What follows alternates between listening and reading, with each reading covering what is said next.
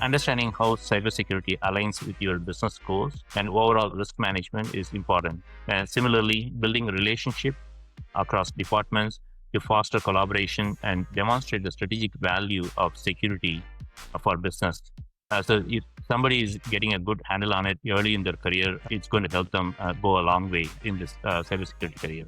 And lastly, staying curious and adaptable as cybersecurity landscape is something that is evolving on a weekly basis. I look at CISO role as a business leader who is focusing on technology and specifically cybersecurity risk. That just changes the context. So when we look at a lot of our metrics, a lot of the updates that we are communicating to the audit committee or the board or our leaders are primarily in business languages. So if we are looking at kind of working with our product counterparts, security is the first feature. So once you have that mindset, it becomes easier that whether you want to take care of security requirements upfront, or you are going to pay a lot more before you release a product by deferring it to a later point in the life cycle.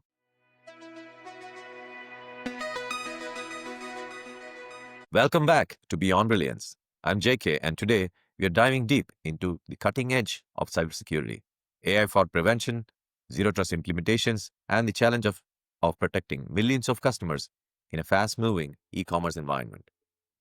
And I'm Jay. Our guest for today is Srini. He has led one of the most significant security transformations in e-commerce space, applying AI, building in-house capabilities, and navigating the complex regulations while still keeping the customer experience at the forefront of things. And he also brings a different experience from a life standpoint. He was a customs officer back in India, and now he's a CISO for a $16 billion company. So I don't know how that transformation happened. I would love to start this episode with asking him that very question. Srini, how did you go from being a customs officer in India to becoming CISO to a sought after company? And would love to know your life journey. It would be great for our listeners to understand how can someone make that kind of a transformation. First, thank you, JK and Jay, for having me on, and really excited to just take part in this podcast. So thank you. And Jay, to go back to it, it's quite a long journey spanning well over 25 years. And this is not how I envisioned when I started the journey, but it is definitely enjoyable to reach this point, starting as a customs inspector. That was one of the challenges that I always look forward to when becoming a government officer in India is a stretch goal for many of us. So that just really motivated me to give it a shot and give it my best.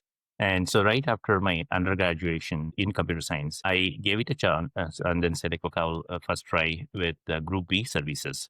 That is where Central Excise Customs and Department of Indirect Revenue and Direct Revenue comes under.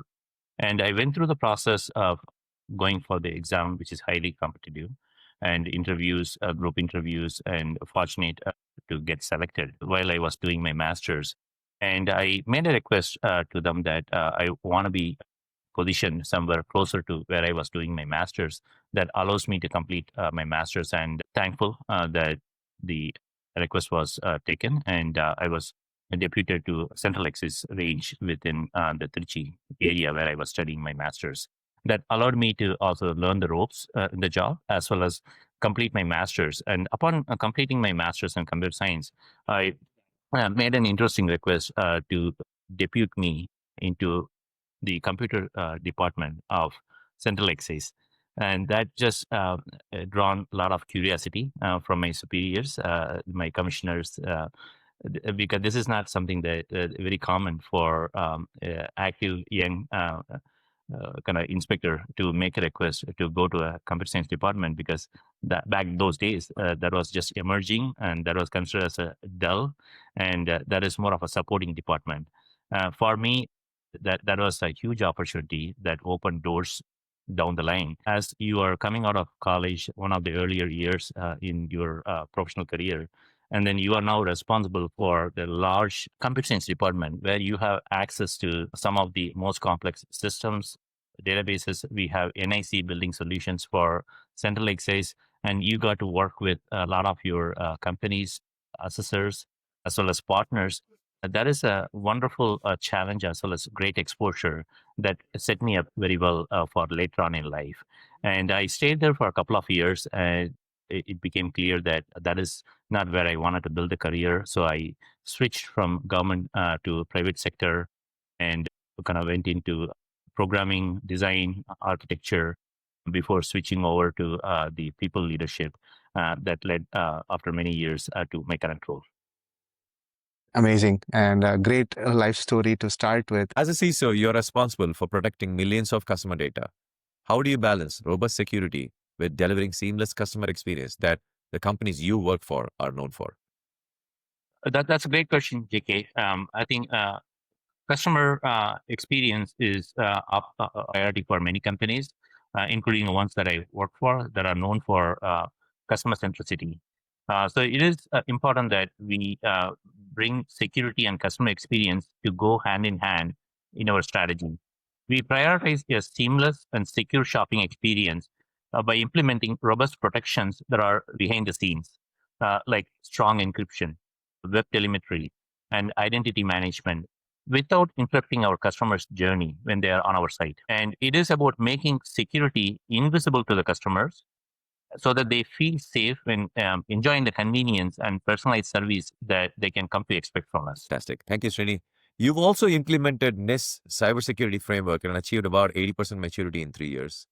Can you break down what the transformation actually looked like? That's a great question. So this is about how do we embrace a structured approach in assessing our current state and build a strategy to take us to a desired state. Part of the transformation is assessing our current state. And the NIST cybersecurity framework is one such framework which is widely used across the industry. So it is not unique to any particular domain. The usage is widespread, and it's probably like the most used framework. So we embrace that in an objective fashion. So we brought in a third party so that they do kind of a neutral assessment on where we are, then also provide input that are providing us opportunities on the areas that we need to make improvements as part of our strategy. That includes risk management, incident response, and vulnerability management. We then focused on strengthening our controls and then enhancing the employee training and awareness, as well as improving monitoring and detection capabilities. So the regular reviews on an ongoing basis with clear governance and collaboration across the teams and partners. They were very critical in achieving the 80% maturity increase within the 3 year period that you cited. It was all about building a proactive, continuous, and evolving security culture that allowed us to move ahead of our peer group in this area. Thank you. Zero trust is a buzzword everyone talks about, but you've actually implemented it. What does zero trust really mean for an organization, and what were the biggest challenges you faced during implementation? This is becoming kind of more and more of a norm. As you said, it used to be a lot more of a buzzword and hype, but kind of the industry has matured in a way that this is a common practice that is embraced in many companies. And fortunately, we identified this as an essential need several years back and implemented that. In short, the zero trust means assuming no one, including employees, whether they are inside or outside the network, is trusted by default.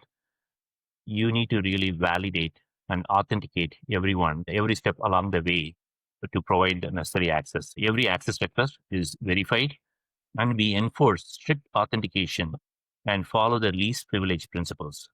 The biggest challenge was seamlessly integrating zero trust across our diverse systems without disrupting customer and employee experience.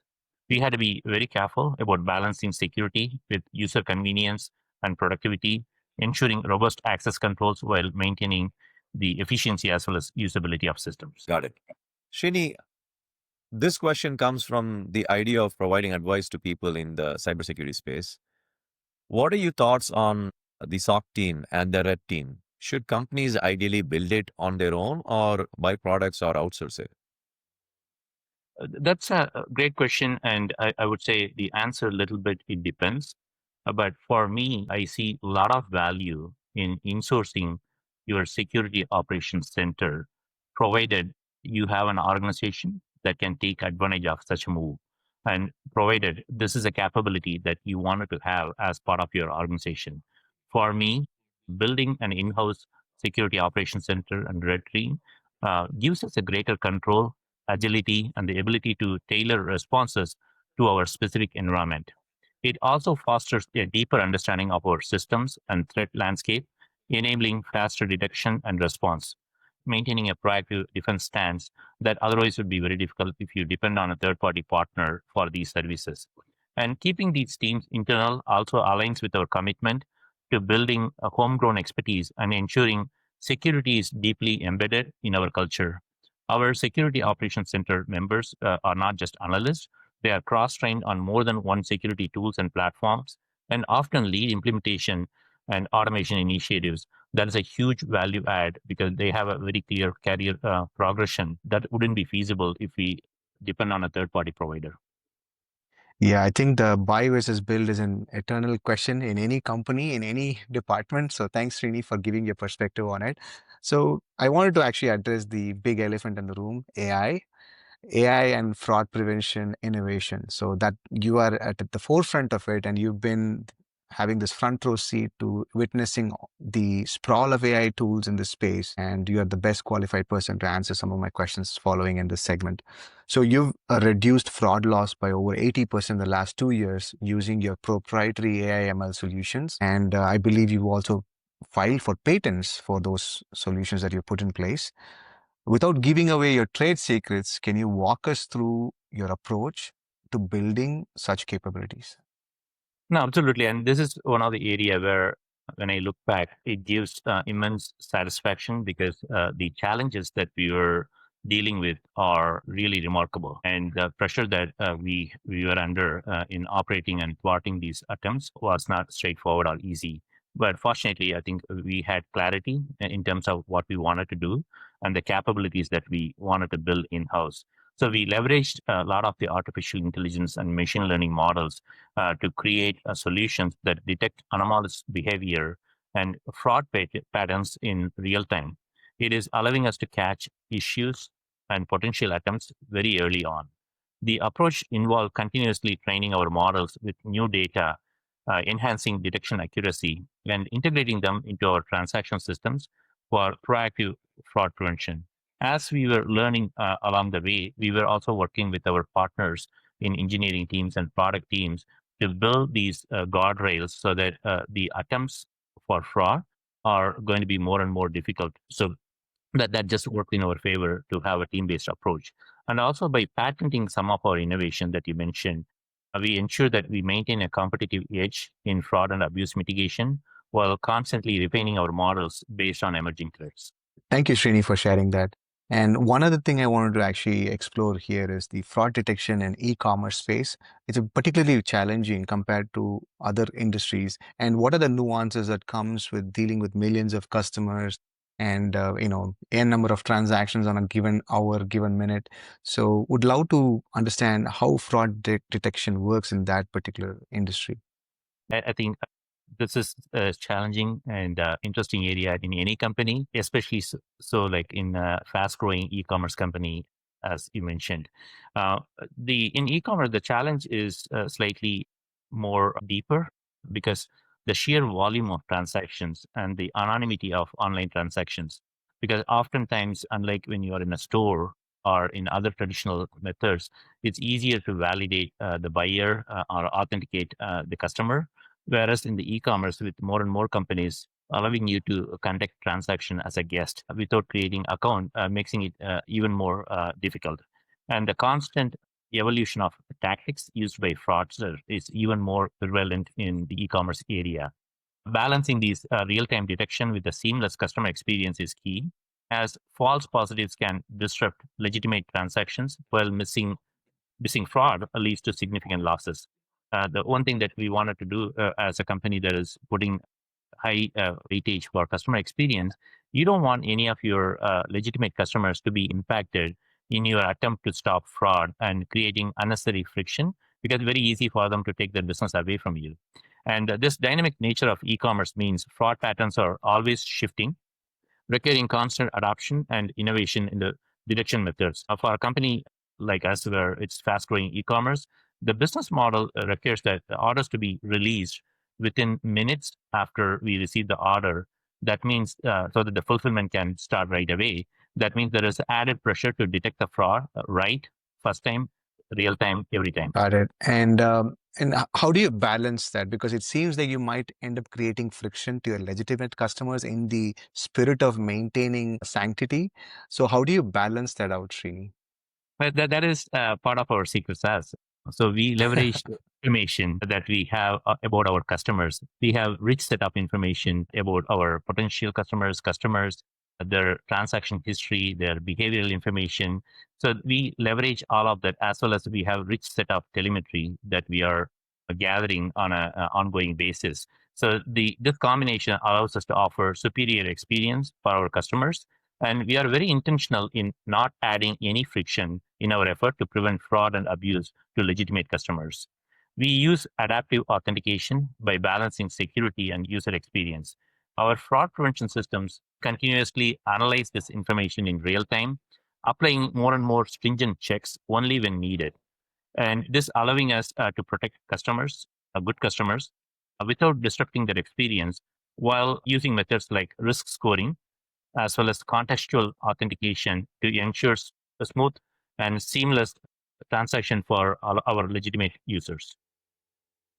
Got it. And with AI evolving so rapidly and fraudsters are also using AI, how do you stay ahead in this technological race, right? It seems like it's a never-ending story, and they always have one leg up every time you try to protect or mitigate a particular risk, new risk emerges. So how do you stay ahead of in this technological arms race? It's never a dull moment in cybersecurity or fraud prevention. And like any other emerging and disruptive technology, is going to be a two-edged sword. So we stay ahead by continually advancing our artificial intelligence and machine learning models and incorporating adaptive learning to respond quickly to emerging fraud tactics. And this is something that we monitor on an ongoing basis. And we have micro models that can learn real time and respond to those. And also, we have a partner ecosystem that we take advantage of. So, in addition to our homegrown solutions and capabilities, we augment third party solutions so that we have a more comprehensive posture against these. And by leveraging these real time threat intelligence, both from our homegrown as well as partner ecosystem, we ensure that our systems are always evolving to recognize new patterns.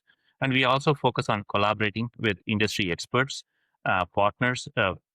This happens. We are part of kind of industry forum as well as the CISO circle that I leverage on a regular basis. Cybersecurity and fraud prevention is a team game, so you will see you'll be surprised in terms of how much willingness that leaders are exhibiting in terms of helping out each other in preventing fraudsters from achieving their goals. And also investing in cutting edge technologies. These combination is allowing us to outpace fraudsters and remain proactive in combating the threats that we face. Srini, as we delve into the next section, which is staying ahead of threats, could you share some examples of innovative fraud attempts that are now becoming much more famous in the industry that all companies have to watch out for? And absolutely, and this is definitely fast evolving space and exciting time. And hardly a few weeks go by before you learn something new and more sophisticated attack.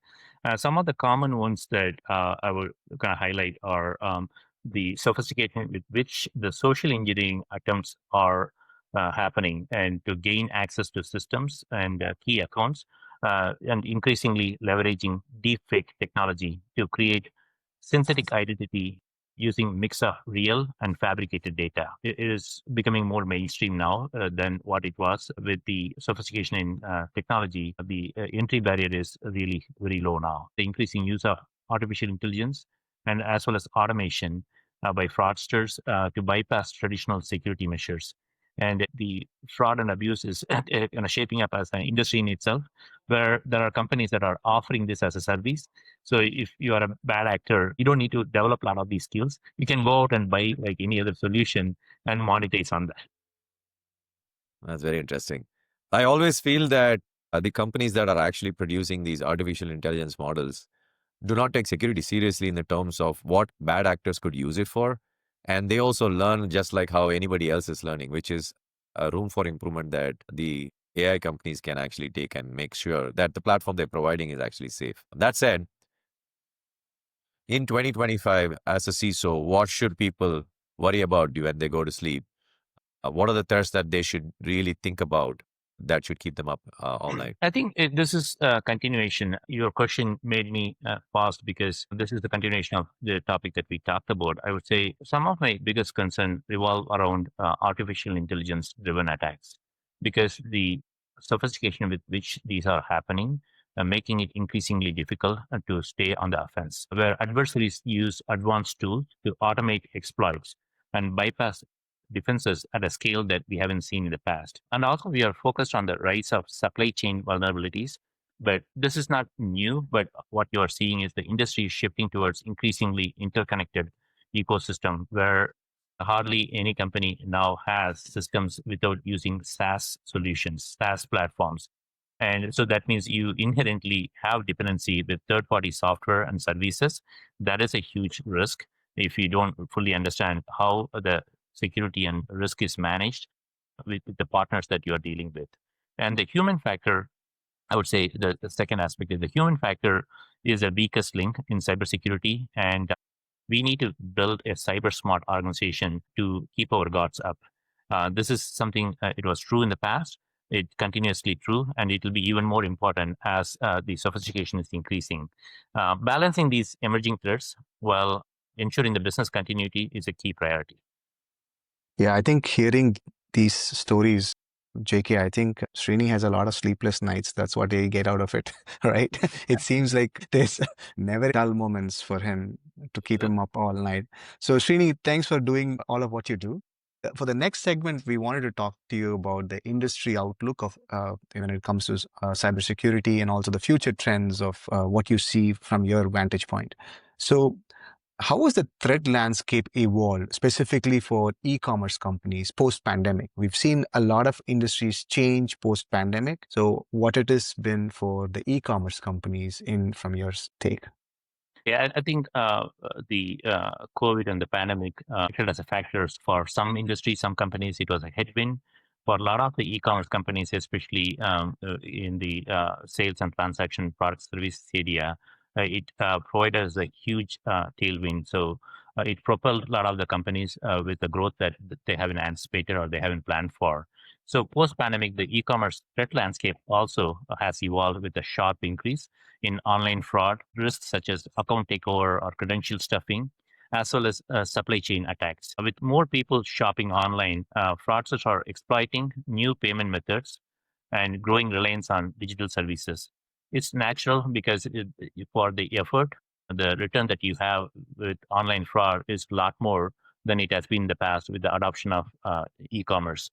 And additionally, the other factor is the remote work. It has created more vulnerabilities in companies' networks because many of our network and security was kind of developed in a way that where employees are coming into the office and working out of the office. That just fundamentally changed with everybody working remote. So a lot of the companies, we had to go back and revisit our approach to security, especially with employees. So many companies adapted, some kind of had challenges. And in the e-commerce business, we are also now facing a dual challenge of protecting customer data while ensuring seamless, secure online experiences, especially in a rapidly growing digital economy. Yeah, that's a interesting take, Srini. So I want to again go back to that big elephant in the room, AI. So where do you see AI taking cybersecurity in the next 3 to 5 years? And what are some of the trends or challenges that are most exciting to you? I would say in the near term, like 3 5 years, I expect AI to revolutionize cybersecurity by enabling real-time threat detection and automated response, as well as enhancing the predictive analytics capability to anticipate and prevent attacks before even they occur. This is very expensive, and some of them the technology is still evolving. But I do see this is a frontier where we are going to see a lot of progress. I'm also more excited about AI's ability to identify previously undetected patterns and creative, adaptive security systems that evolve with the threat landscape. As the kind of sophistication is increasing, and also we have the ability to detect many of these patterns by smartly deploying AI tools that we didn't have at our disposal probably like a few years back. And this is like going to be making the defense more proactive as well as intelligent. So this is what I expect. It'll significantly reduce the time it takes to detect and mitigate threats. Got it. And what concerns you most about AI's role in the future of cybersecurity and fraud prevention? I would say if from a kind of more from a industry perspective, my biggest concern is there is a very good chance that AI could be weaponized by Mhm. adversaries to launch more sophisticated and autonomous attacks at scale. This not just limited to a few bad actors, it could be also by nation state actors. As AI becomes more advanced, the potential for some of the examples that I gave, like deep fakes, automated phishing, and AI driven malware, they're going to be increasing and making it very difficult to distinguish between legitimate activity as well as malicious threats. And I think this has a potential to weaken, more importantly, customer trust that we talked about. That is fundamental for the digital economy. So the race between the defense and offense in AI could escalate, and I expect it to escalate. That requires a constant innovation to stay ahead of this. Srini, for our listeners, what's one thing that you would call as the takeaway for the future of cybersecurity from our conversation today? What would you want that to be? I would say the first and foremost, cybersecurity is a key business enabler for every business. It is not just a technology function. As threats evolve, we must be proactive, innovative, and adaptive, using the cutting edge technologies like artificial intelligence and machine learning to stay ahead of these challenges. But just as important is we need to embed security into the very culture of the organization, as cyber resilience is essential for sustaining trust and driving growth in any company. Srini, thank you for giving us an inside look into the realities of securing a company and its cyber assets and how innovation can drive measurable impact. And I think what stands out for me is your story from becoming a customs officer to a CISO at this point in time, and also like the human elements that you brought along in this conversation, right? Those are the standout moments for me. So thank you so much, Srini. This was a very enlightening experience for me, and really, really appreciate your time today. And thank you for joining us. No, thank you. And I really enjoyed the conversation. It was engaging and you came both prepared. So really appreciate the opportunity to share thoughts and enjoy the conversation. Thank you.